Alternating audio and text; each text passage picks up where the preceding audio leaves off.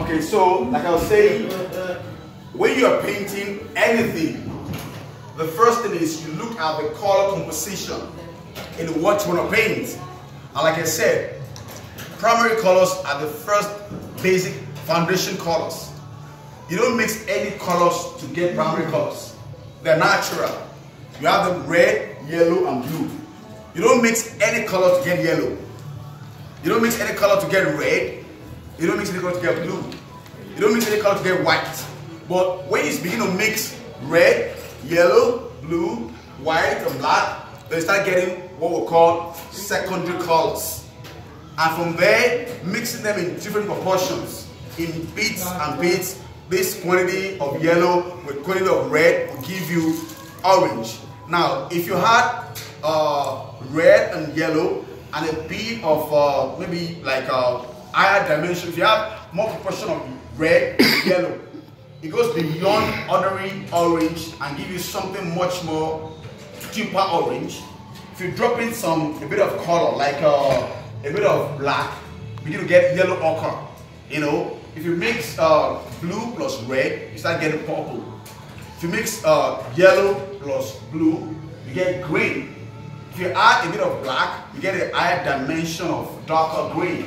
So from these primary colors, you get secondary colors when you mix them together in different proportions. So when you look at some kind of landscape like this, you look at what kind of basic colors you have in this composition.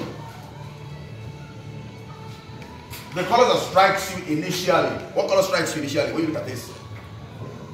Yellow. What other color? Green. Green. What other color strikes you immediately? Blue. White. This blue. Yeah. So these are the basic colors. You have blue, you have yellow, you have green, and this color. Even though when you separate these through what we call color separation, the cyan, the magenta, the yellow, and the black, that is part of printing technology. Because when you're printing, you know, the machine goes from cyan to yellow to magenta and to black. You have 4 color separation processes. There's a bit of red in this, but it's not visible to the eye. But when you go through a separation technique in the machine for printing press, then the machine can separate the bit of magenta in it. But this, for the purpose of the class, we're going to be doing a watercolor, and then we have yellow, we have green, we have blue, and we have white. Now, we have different shades of these colors. There's a darker shade of blue at the horizontal point there, this horizon, like this is called a vanishing point. We do that sometimes, so where 2 parallel lines meet, it's called a vanishing point.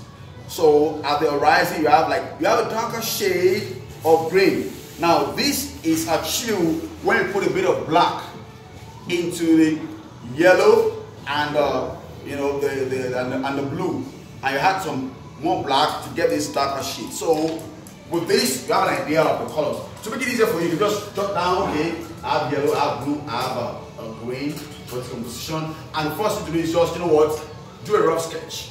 Now, some artists can just go ahead with their paints and brush and start painting. But to make it easier for you, you can first of all do a rough sketch with your pencil on the paper, and then the next thing you start painting. And that is why I give you watercolor, because it is easy for you to maneuver. With watercolor, you can just easily, you know, get the color mixed together.